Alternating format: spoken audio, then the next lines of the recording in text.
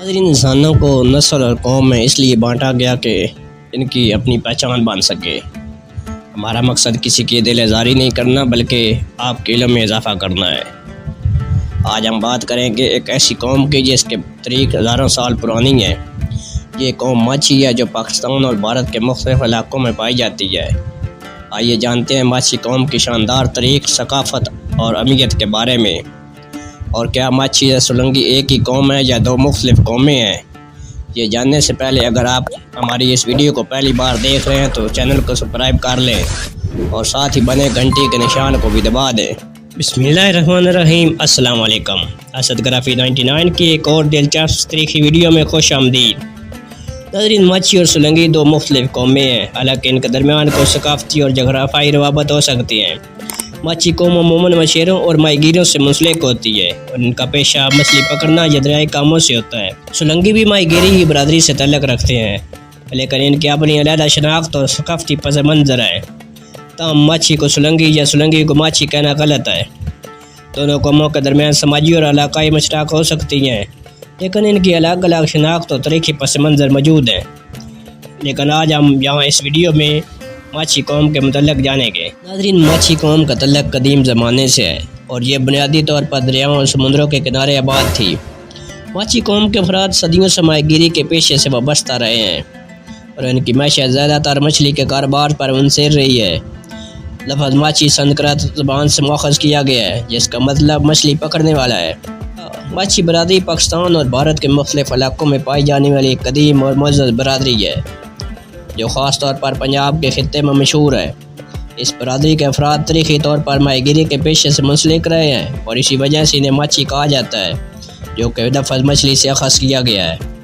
ماچھی قوم زیادہ تر پنجاب، سندھ، بلوچستان اور بھارتی پنجاب میں پائی جاتی ہے۔ پنجاب میں ان کے بڑے علاقے دریا سندھ کے آس پاس ہیں جہاں یہ صدیوں سے آباد ہے۔ سندھ میں یہ قوم دریا سندھ کے کنارے اور ساحلی علاقوں میں پائی جاتی ہے۔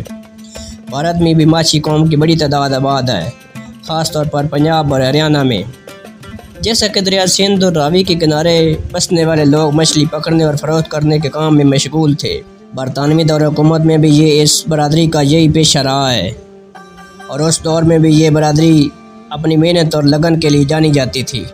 ماچھی برادری کا سماجی مقام مختلف علاقوں میں مختلف رہا ہے۔ کچھ علاقوں میں انہیں نچلے طبقے میں شمار کیا جاتا تھا، جبکہ کچھ جگہوں پر ان کے پیشے کے باعث عزت کی نگاہ سے دیکھا جاتا تھا۔ ان کی زندگی کا زیادہ تر دار و مدار دریاؤں اور جھیلوں پر ہوتا تھا جہاں وہ مچھلی پکڑ کر اپنی روزی کماتے تھے۔ ماچھی قوم کی ثقافت میں ماہی گیری مرکزی کردار ادا کرتی ہے۔ ان کے ہاں خاص موقع پر ماہی گیری کی روایتی رسومات بھی ہوتی ہیں۔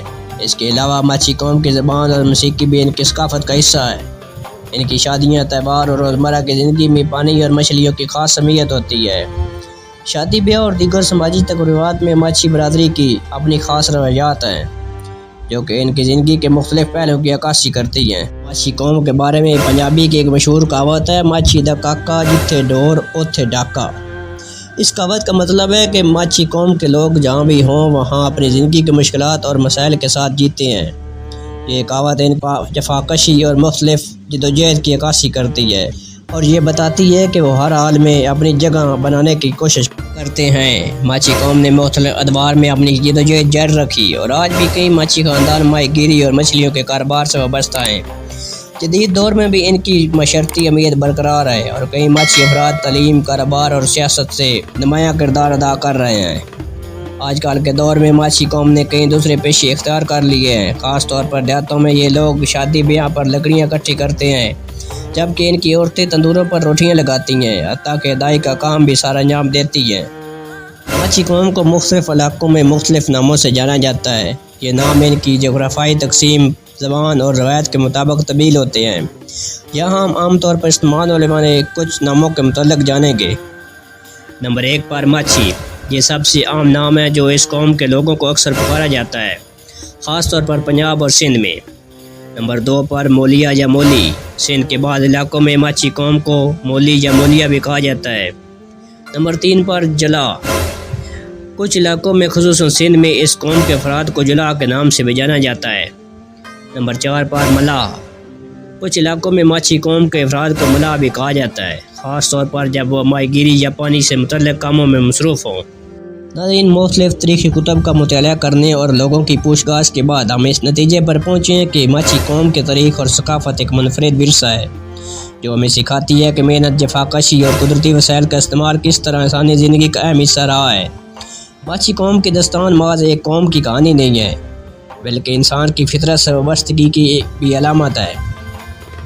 ماچھی برادری کے تاریخ، روایات اور موجودہ حالات کے بارے میں مزید تحقیق کے لیے آپ مختلف تاریخ دانوں، لوک کہانیوں اور ماہرین سماجیات کی کتابوں سے استفادہ کر سکتے ہیں۔ ناظرین، اگر آپ کو یہ ویڈیو پسند آئی تو لائک، شیئر اور سبسکرائب کرنا نہ بھولیے گا۔ اپنا اور اپنے پیاروں کا خیال رکھیے گا۔ ملتے ہیں کسی نئی اور اچھی ویڈیو کے ساتھ، تب تک اجازت دیجیے۔ اللہ نگہبان۔